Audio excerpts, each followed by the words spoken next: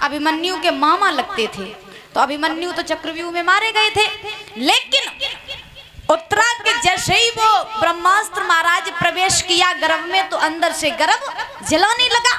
जब गर्भ जलाने लगा है तो इधर उत्तरा रो रो करके महाराज भगवान को याद करने लगी, हे कन्हैया, हे मामा, हमारी रक्षा करो। अगर ये भी गर्भ खंडित हो गया तो तुम्हारे कुल में कोई नहीं बचेगा, इस गर्भ की आप रक्षा कीजिए। भगवान ने जवाब दिया, हे उत्तरा, चिंता मत करो बेटी, हम तुम्हारी रक्षा करेंगे। उसी समय भगवान ने सूक्ष्म रूप बनाया और बना करके परीक्षित महाराज उत्तरा के गर्भ में प्रवेश कर गए। और प्रवेश करने के बाद आज भगवान ने उत्तरा के गर्भ की रक्षा की। बोलिए गोविंद भगवान की। जब उत्तरा के गर्भ की रक्षा की है तो उसी गर्भ से भगवान का बहुत बड़ा भक्त प्रकटा है, जिसका नाम पड़ा है परीक्षित। बोलिए परीक्षित महाराज की। उन्हीं उत्तरा के गर्भ से महाराज परीक्षित का जन्म हुआ। एक बात हम बताएं आपको, भागवत जी में ये प्रमाण मिला है कि जब परीक्षित महाराज का जन्म हुआ था, श्रोताओं ध्यान रखना, जब परीक्षित महाराज का जन्म हुआ था तो परीक्षित महाराज का जन्म होने से पहले जैसे ही जन्म हुआ तो परीक्षित महाराज पंक्ति मार के बैठ गई। अब आप अनुमान लगाना, क्या बालक जन्म लेकर के गर्भ से बाहर जैसे ही आए तो क्या वो पंक्ति मार करके बैठ सकता है? आंखें भी नहीं खुलती हैं। लेकिन परीक्षित का जब जन्म हुआ तो महाराज परीक्षित पंक्ति मार के बैठे और महाराज परीक्षित उस सभा में जितने लोग थे सबको महाराज देखने लगे, नजर घुमा घुमा करके। अब जैसे ही देखने लगे अब तो सारी सभा में अचरज फैल गया। अब सभा के लोग बड़े हैरान, मन ही मन में सोच रहे ये कैसा विचित्र बालक है जो पैदा होते ही ये पंक्ति मार के बैठ गया। तब महाराज ऋषियों ने ये भविष्यवाणी की है कि हे जनता, अचरज मत मानो, ये भगवान का बहुत बड़ा भक्त है, भगवान का बहुत प्रिय भक्त है। परीक्षित एक ऐसे भक्त थे जिन्होंने जन्म होने से पहले भगवान के दर्शन किए थे। ध्यान रखना, परीक्षित एक ऐसे भक्त थे जिन्होंने जन्म लेने से पहले भगवान के दर्शन किए थे। अब शंका होगी कैसे है? शंका होगी कैसे?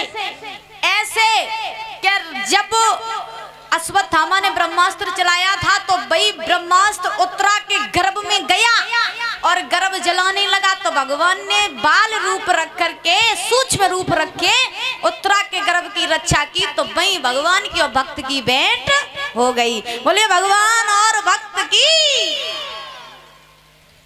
तो बताया है कि राजा परीक्षित ऐसे भक्त थे जिन्होंने भगवान का दर्शन गर्भ में किया। इधर जब राजा परीक्षित का जन्म हुआ होने के बाद में बड़ी प्रसन्नता मनाई गई है और मनाने के बाद में इधर धीरे धीरे समय व्यतीत हुआ। राजा परीक्षित जो है महाराज बाल्यावस्था है राजा परीक्षित की। इधर जब पांडवों ने ये जाना, भगवान कन्हैया को जब महाराज विदा किया है, भगवान ने विदा ली, पांडवों से कहा है कि हे पांडवों, मैंने अब महाभारत का युद्ध तुम्हें जितवा दिया और जितवाने के बाद में मेरी चलने की बारी आ गई और अब हमें लगता है कि हमें अपने धाम द्वारका को पुनः जाना चाहिए। तो महाराज पांडवों ने, युधिष्ठिर ने कन्हैया के साथ अर्जुन को भेजा और जब अर्जुन को भेजा है, भेजने के बाद में युधिष्ठिर ने कहा अर्जुन, कन्हैया को तुम द्वारका तक पहुंचाओ और सही सलामत। तो भगवान कन्हैया के साथ अर्जुन गए द्वारका में। जाने के बाद में इधर धीरे धीरे समय व्यतीत हुआ। भगवान जो अर्जुन जो भगवान के साथ गए थे द्वारका में, तो वो तो द्वारका में ही लीन हो गए।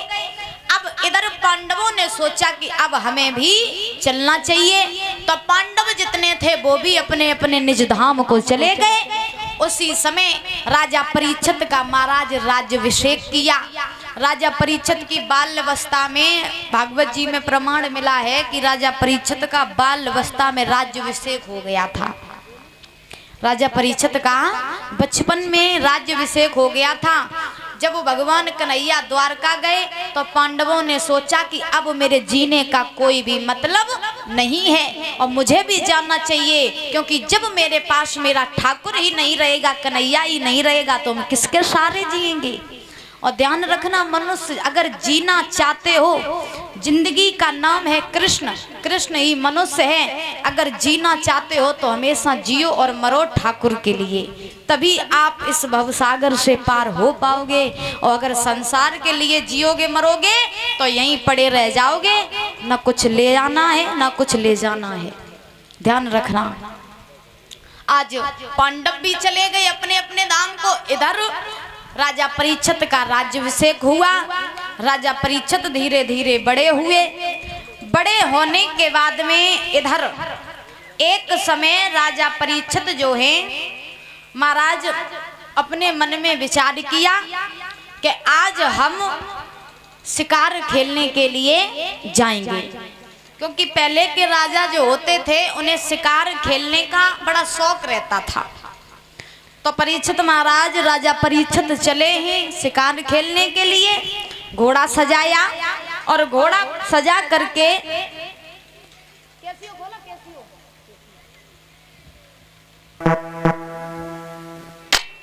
घोड़ा सजा करके और राजा परीक्षित जो हैं महाराज जंगल के लिए चले हैं। और कैसे जा रहे हैं, चले हैं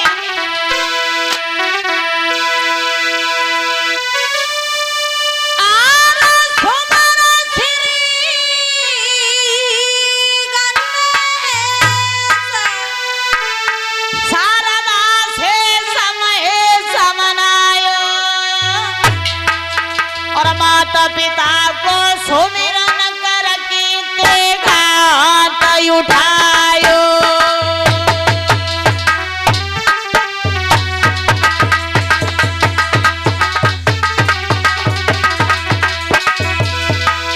चले हैं राजा परीक्षित जंगल के लिए।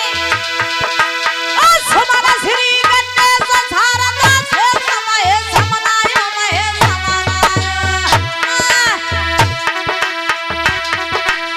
माता पिता का सुमिरन करके तेरा हाथ उठायो।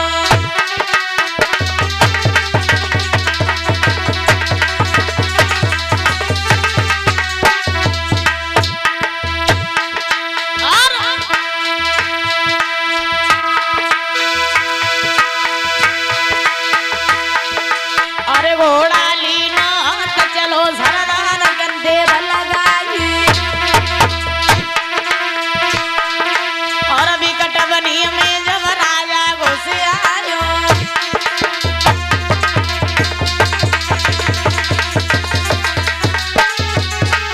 चले हैं राजा परीक्षित जंगल के लिए जा रहे। कैसे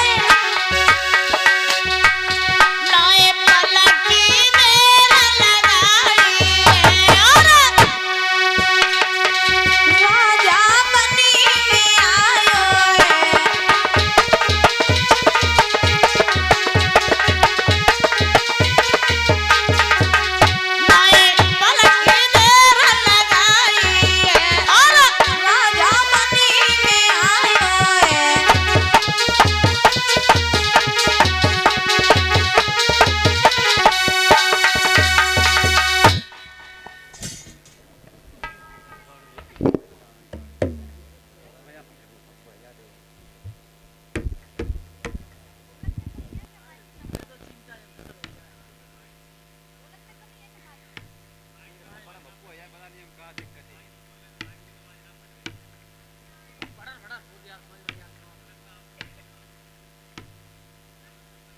ध्यान रखना भक्तों, सूत जी महाराज सनकादिक ऋषियों को समझा रहे हैं कि हे ऋषियों, राजा परीक्षित जो है चले हैं जंगल के लिए।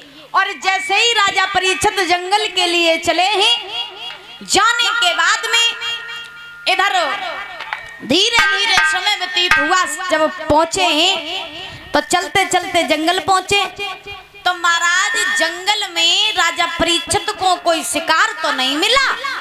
राजा परीक्षित ने एक बड़ा सुंदर दृश्य देखा। क्या देखा? राजा परीक्षित महाराज दूर से खड़े होकर के देखा कि एक जगह एक पैर का बैल खड़ा है। एक पैर का बैल खड़ा है जिसके सिर्फ एक ही पैर है। और जैसे ही वो बैल खड़ा है तो उसी के पास महाराज गाय भी खड़ी है। और जब गाय खड़ी है तो राजा परीक्षित ने देखा, अरे ये कैसा अचंबा है, जिस बैल के 4 पैर होने चाहिए थे उसके केवल 1 पैर। अब बड़े आश्चर्य में पड़े राजा परीक्षित और महाराज खड़े खड़े सोच रहे। और हम एक बात बताएं, ये बैल जो था, ये बैल कोई साधारण नहीं था। बताया जाता है ये बैल साक्षात धर्म था, धर्म। गाय जो थी वो पृथ्वी माता थी। महाराज गाय के बैल के 4 पैर होते हैं। बैल के 4 पैर होते हैं। तो राजा परीक्षित ने जब जाना कि 1 पैर का बैल ये कैसा है, तो राजा परीक्षित पास में पहुंचे और पहुंच करके जवाब दिया, ए भैया तुम जब बताओ तुम कैसे आश्चर्यचकित हो रहे हो। तुम जब बताओ कि तुम्हारे तो 4 पैर होने चाहिए थे, फिर तुम्हारे 1 ही पैर का क्यों है और तुम्हारे 3 पैर कहाँ चले गए। तो महाराज बैल ने जवाब दिया है कि हे राजा परीक्षित, हमारे 1 पैर इसलिए है क्योंकि श्रोताओं हम बताएं 4 बैल के धर्म के पैर हैं। और धर्म कौन कौन है? 4 युग। कौन कौन से?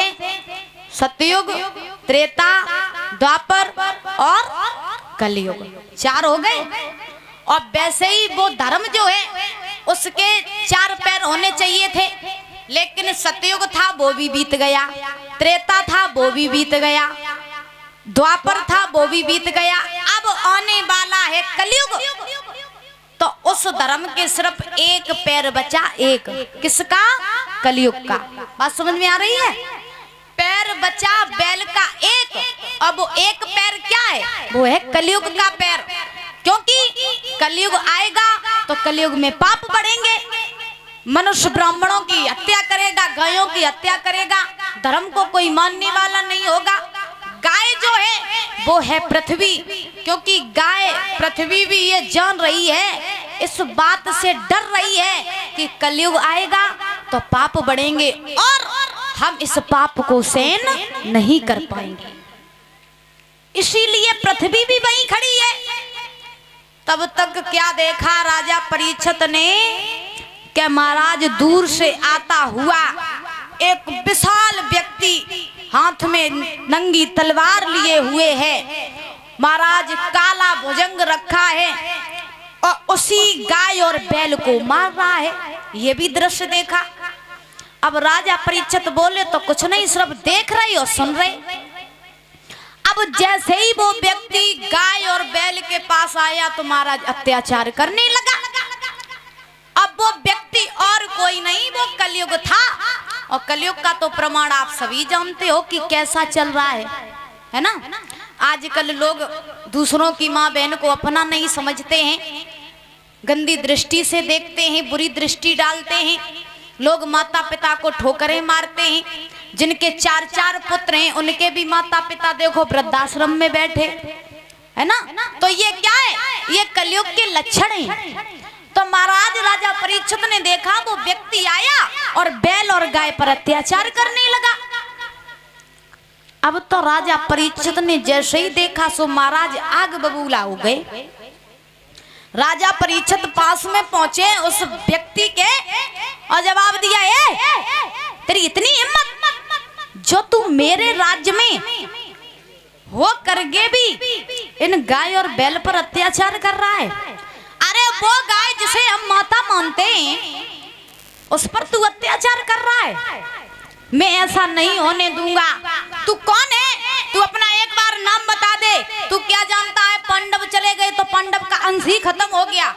लेकिन ये मत भूलना कि अभी भी पांडवों का वंश जीवित है। इस गाय पर अत्याचार किया तो हम तुझे जीवित नहीं छोड़ेंगे। अब महाराज उस व्यक्ति ने जवाब दिया, दोनों हाथ जोड़े, क्योंकि वो जानता था कलयुग के राजा परीक्षित बहुत ही पराक्रमी राजा हैं, बहुत ही तेजस्वी यशस्वी राजा हैं, भगवान के बहुत बड़े भक्त हैं। तो कलयुग ने दोनों हाथ जोड़े और हाथ जोड़ करके चरणों में गिर पड़ी। और हाथ जोड़ करके जैसे ही कलयुग चरणों में गिरा है तो उसी समय राजा परीक्षित ने महाराज ललकारते हुए जवाब दिया है कि क्या समझ लिया इतनी जल्दी, और भारत का जमाना बीता है।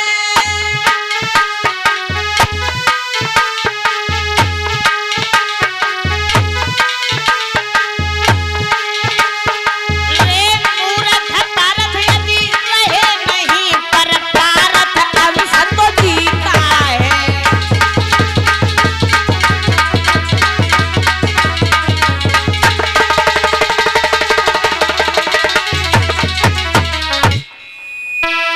आज राजा परीक्षित ने कलयुग को मारने के लिए महाराज तलवार निकाली और कहा है, और नीच, तू मेरे राज्य में गाय और बैल पर अत्याचार कर रहा है, हम तुझे जीवित नहीं छोड़ेंगे।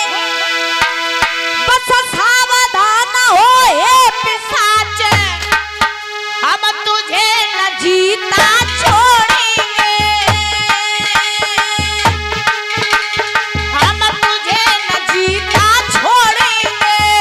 और जो गोबर हाथ उठाएगा हम उसी हाथ को तोड़ेंगे।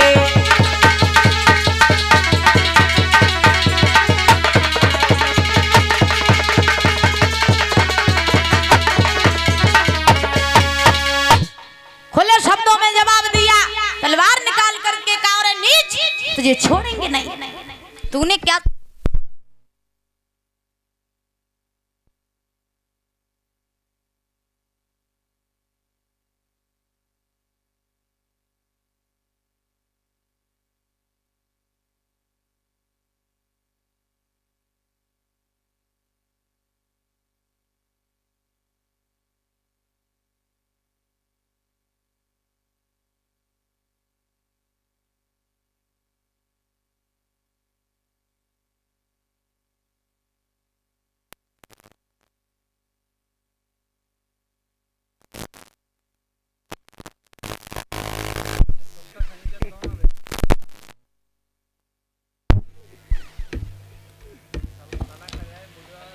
हेलो, बोले गोविंद भगवान की, बोले वाक्य बिहारी लाल की।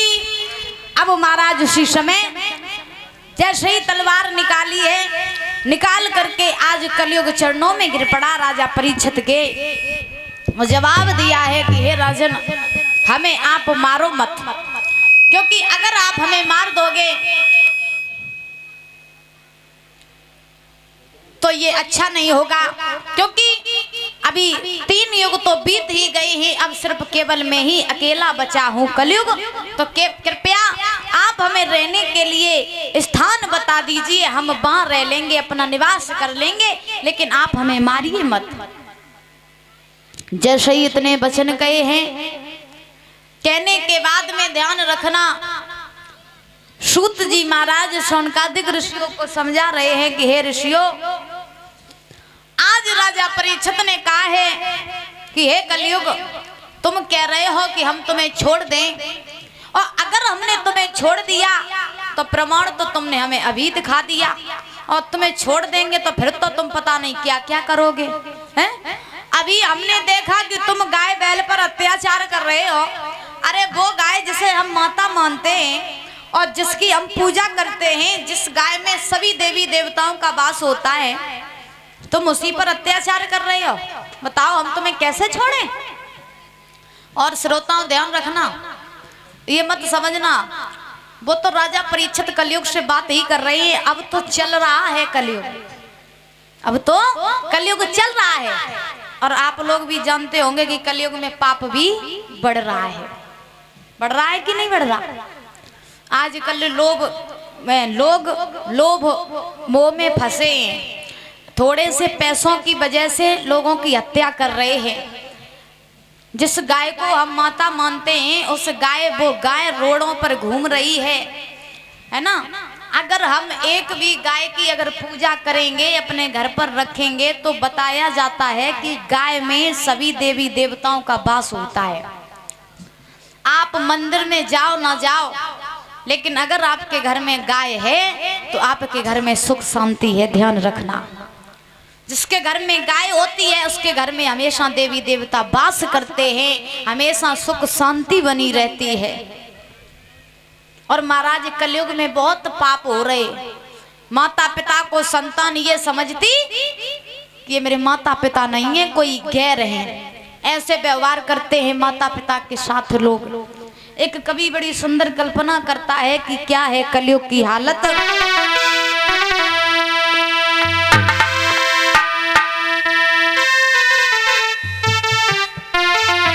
कवि ने लिखा कि मेरे मालिक कहाँ सो रहा है, और तेरी दुनिया में क्या हो रहा है, तेरी दुनिया में क्या हो रहा है।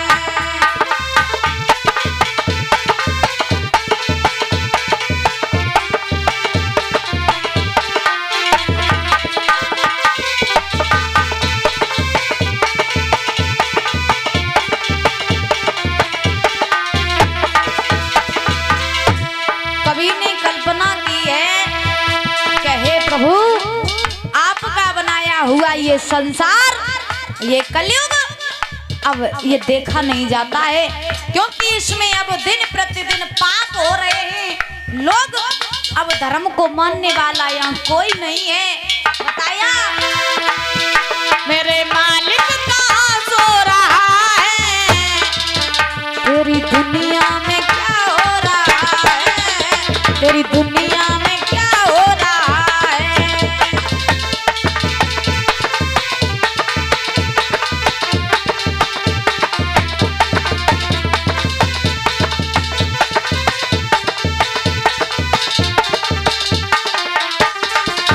और दूध जिसका पिया था कन्हैया, रोड पर मार खाती वो गैया।